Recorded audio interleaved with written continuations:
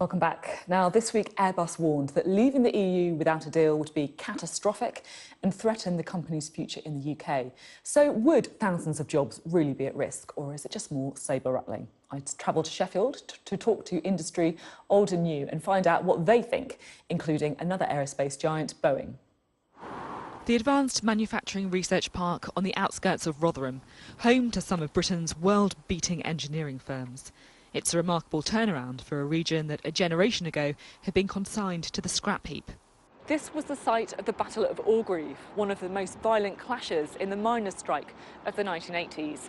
Now it's the base for a new generation of advanced manufacturing, a sign of a renaissance in northern industry determined to weather the Brexit storm. Nikken is one of the country's leading precision machine tool businesses. The company recently signed a technical partnership with the US multinational Boeing to optimise their manufacturing processes. Boeing has a machine at Nikken making parts for its fleet of 737 aircraft, and this is just one part of a substantial commitment from the company in the UK. And how much money is Boeing investing in Sheffield? I think the round figure would be 30 to 40 million pounds. And that decision was made after the referendum, so they're confident then about manufacturing? Yeah, as I said, we've been in the UK here for 80 years. There's a proud history in Sheffield of innovation and technology and manufacturing excellence that's reflected in the UK's rich heritage of aerospace innovation. And this is a continuation of that. The timing of our interview is quite interesting, should we say, because Airbus have recently come out to say that they are going to be effectively reconsidering investment in the UK in the event of a no-deal Brexit. And even if there is a deal, they still say that they're very worried about the future of Airbus in the UK. So where's Boeing stand on that? Well, I think you've probably answered that question in terms of the decision was made post-Brexit vote. We're here, we're growing, we have an ambitious plan to deliver a successful manufacturing plant in Sheffield. You know, 146 components will leave Sheffield and be on every 737 from the middle of next year when we hit full rate production. So I think that speaks for itself, that we're committed to investment and continued development in the United Kingdom. And the parts that you're talking about manufacturing here, seem quite specific, part of a big airplane, and you're talking about a very small part. Some companies are talking about the difficulties about moving those parts across borders post-Brexit, queues at Dover, the just-in-time components not being there, leading to big delays. Airbus is saying that they're potentially stockpiling already components. Are you making any of those contingency plans? Well, yes and no. I mean, a key part of the rationale for being in Sheffield was the strength of the local and national supply chain that we can draw on. So many of our raw materials or our consumables come to us from other parts of the UK. This is one of the reasons we're here and establishing in the UK. So, we feel in some ways protected about that. But if you look around us, the businesses we work with, Brexit is going to happen. There is uncertainty around it, but we're moving on anyway, and we have to keep going, and we're going to be successful, regardless. But what about the region's more traditional manufacturing? This small firm in the centre of Sheffield has an international reputation for handcrafting metal, from steel cutlery to ornaments for the House of Commons gift shop. The books are currently full, and they're working hard to complete a large order for a wealthy client in the Middle East. How optimistic are you about manufacturing in this country? Personally, very. I think not only from the fact that we are well known for our manufacturing, for our we're can be innovative, but a lot of product are coming back now. We had a contract that we lost to China, and it's back here now. How come? Quality for one thing. Plus, we can get it if they need a small quantity to keep them going. We can do that. We can be much more responsive than if you're dealing with somebody at the other side of the world. So it's interesting to talk about being responsive. How do you think Brexit is going to impact your ability to be that responsive? That is, the challenge, really. I think that whatever the government give people, we're entrepreneurs, we make it work, whatever we have. But you've got to give us a fair playing field, because otherwise, at the moment, for instance, I can supply one of my customers in Ireland or Spain or wherever, I can supply them within 24 to 36 hours. If we get customs stuck in the middle of that, and it takes a week to supply a customer who needs it next Tuesday for some event, then that's going to give us a lot of problems. So all in all, a much brighter outlook here in the South Yorkshire business community than I was expecting. Although, of course, the continued uncertainty over the movement of goods remains the single biggest burning issue. And the cut-off point for resolving that is fast approaching. So a bit of positivity there in Sheffield, which now has a new mayor of its own to champion its cause, Dan Jarvis. He's also the Labour MP for Barnsley. So I asked him if he was worried about how Brexit would affect the region.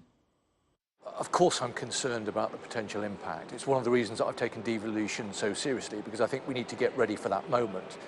But I also think that we need to be very positive about it. Here in South Yorkshire, we're building what we're calling a global innovation corridor.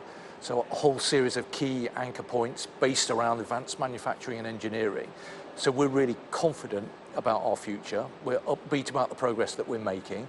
We're absolutely determined to draw in more inward investment from around the world. We've already successfully done that with Boeing, McLaren and with others.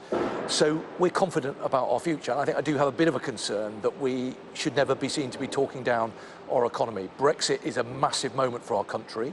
There will be challenges that will come with it, but there are also opportunities. And here in the Sheffield City region, we're absolutely determined to make the most of those opportunities. That's interesting. You say that sometimes there's a bit too much doom and gloom from the media potentially, but also from politicians? Yeah, I mean, I'm the mayor for an area that every constituent part voted to leave the European Union. I'm the MP for Barnsley, where nearly 70% of people decided that they want to leave the European Union. Now, there were lots of reasons for that. But the view that I take is that we need to make the best of it. So what were those reasons then? Why do you think they did vote so strongly? I think many of the reasons were not related to the European Union directly, but I think it was a view that parts of the country, like ours, had been left behind. The truth is that we are still grappling with the legacy of the 1980s, where we had that seismic shock to our economy with the closure of the steelworks and the pits. And it is places like this, the Factory 2050 here, that give us an opportunity to redefine ourselves, to grow our economy and create very highly skilled, well-paid jobs. The company who isn't confident at the minute is Airbus, because they say that if there is a no deal, then that would be catastrophic for their company. I mean, would a no deal scenario be catastrophic for Yorkshire? We don't want a no deal for Yorkshire. We want a deal. Well, that's obvious, but you know, how bad would it be? Look, I think it would bring very significant challenges, and it is my job as the mayor to make sure that we are insulated against those challenges, but also that it doesn't become a self-fulfilling prophecy. Now, I want us to be outward-looking. I want us to be confident about our offer, which is a strong one. There's obviously a massively important job for national government to get a deal that allows us to continue to trade as close to the way in which we've been previously able to trade. But from my point of view, the message that I'm sending out to the world is that we're building a global innovation corridor that provides an amazing opportunity for people to come and invest in our area, and we're really proud of that offer, and we're going to take it out to the world. Do you think it's been shortchanged, the North, by politicians, perhaps in Westminster? Undoubtedly. I think that there has been for too long a view in Westminster and Whitehall that government could get away with treating the North not in the same way as people in the South would be treated. And I think... In what sort of ways, do you think? I think look at the amount of national investment that goes into transport infrastructure. You know, we are dwarfed in the north here by the amount of money that's spent in London and the southeast. London is the capital. It's incredibly important that they get the investment they need, but the levels of money that come into the north of England simply are not acceptable. And I think we've reached a point where there is an acceptance of that. I think people generally acknowledge that we've been shortchanged in recent times, but the challenge for us now is what we're going to do about it. And I'm absolutely committed to working with leaders across the north of England and the other mayors to make sure that our voice is properly heard and acted upon in government and in Parliament. There are problems with devolution, though, aren't there? It's a pretty thorny area, because, you know, if you live somewhere like Doncaster or Barnsley, for example, then would you not be worried that this is just going to be a case of taking power from one city, London, and giving it to another city, somewhere like Sheffield or Manchester? I think that is one of the challenges that I will have, to convince people why it's in their interest to have a mayor and the value that that will add to people's everyday lives. But I think going back to the debate around Brexit, you know, we heard time and time again the mantra of take back control, and there were big questions about political accountability. I believe the closer that you can place political decision making to the people who will be affected, the best possible chance that we will have of addressing the feelings of alienation that people undoubtedly have.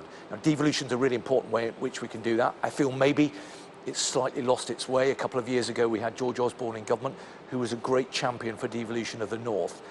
He's clearly no longer a part of the current setup, and I think that the current government have just got a bit to do to demonstrate to us in the North that they continue to take it seriously, and the Northern Powerhouse as an entity is the kind of the vehicle that we can help to regenerate the north of England and kind of reduce those structural inequalities that have existed for far too long.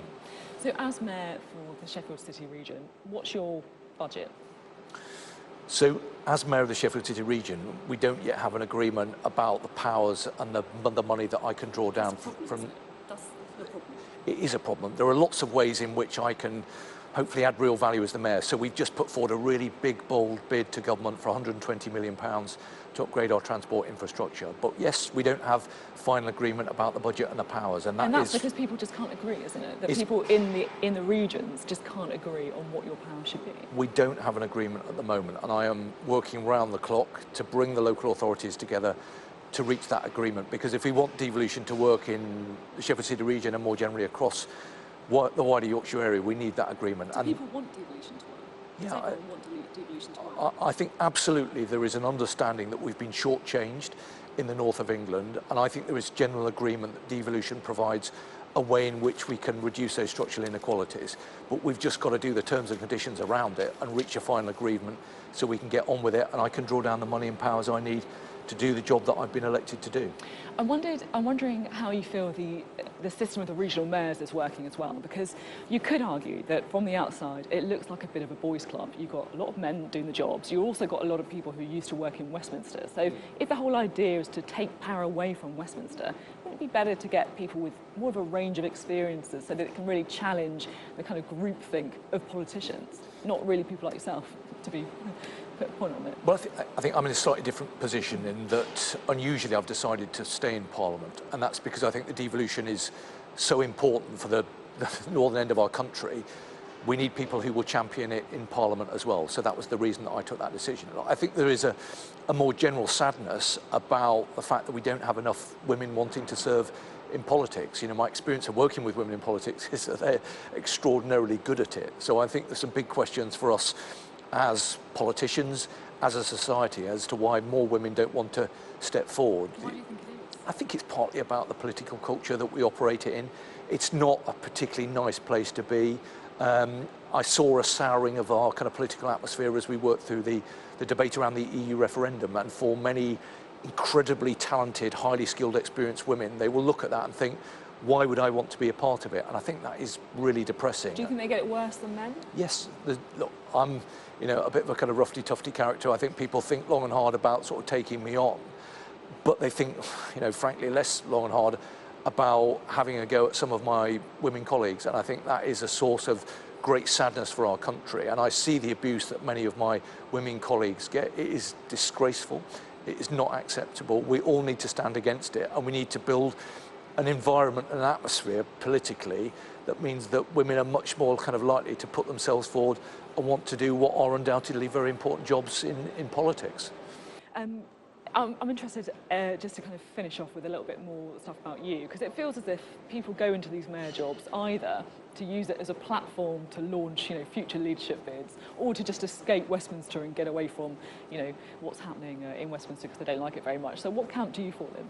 Well, there is another way of looking at it, Sophie, and I know this will be hard for some people to understand, but actually I'm doing it just because I believe in it, because I think it's important, because I think we need someone who will commit heart and soul to actually driving our region forward. Ours is a region with huge potential, but we need somebody who can bring it all. I can see you're looking slightly cynically at me, but it is the case. We need someone who can actually get the show up and running, who can make things work locally and regionally, pull people together, but also be a voice for us on the national stage. And in the end, I took a view about who was best placed to do that, and sometimes you've got to kind of put your money where your mouth is, and on that basis I stepped forward. People often see politicians as detached from the real world, having this kind of bubble-like, kind of gilded existence, but actually, to be fair, you've had a very different life experience to many people in Westminster. You've served in Iraq and Afghanistan, you lost your first wife to cancer.